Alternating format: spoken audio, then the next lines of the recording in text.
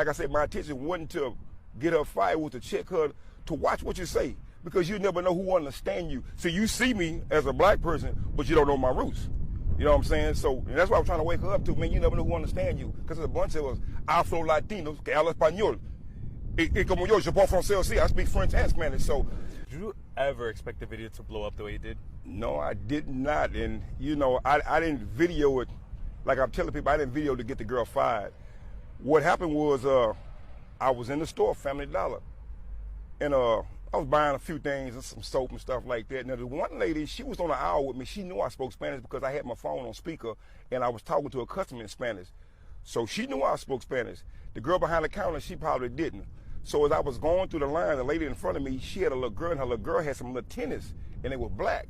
So she asked the girl behind the counter, what about the white tennis? She said, no, the white tennis, they were speaking Spanish. She said, the white tennis for boys. She said, but when I opened up the box, I put the box behind the counter because she said in Spanish, porque los negros estaban robando. The black people, and I'm going to say it right, being derogatory, but she's saying the black people would be stealing the tennis. But she said it in Spanish in a derogatory way. So the lady in front of me, who knew I spoke Spanish, turns around and looked at me in the face. And then she started engaging in the conversation. No, estos negros siempre allá están robando las cosas. So I'm sitting in line, I'm really holding my peace to keep from going off because I don't want to act a fool.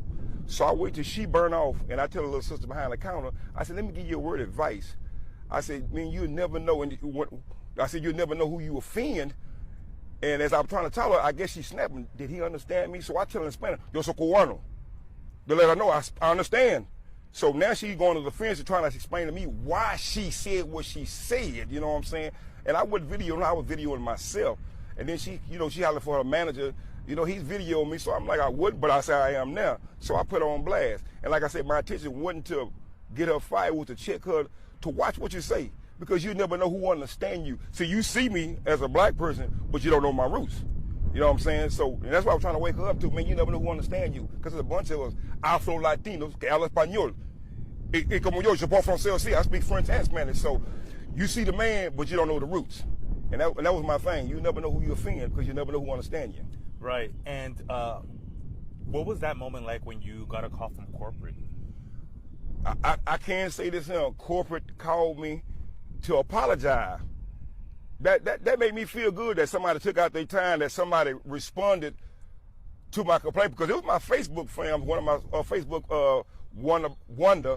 She called and she posted and she sent it to corporate, and corporate called me and they said, man, we sorry, man. We sorry, that should have never happened. I explained to them what happened, and they said she never should have had that conversation. So they did apologize. They did call me and reach out.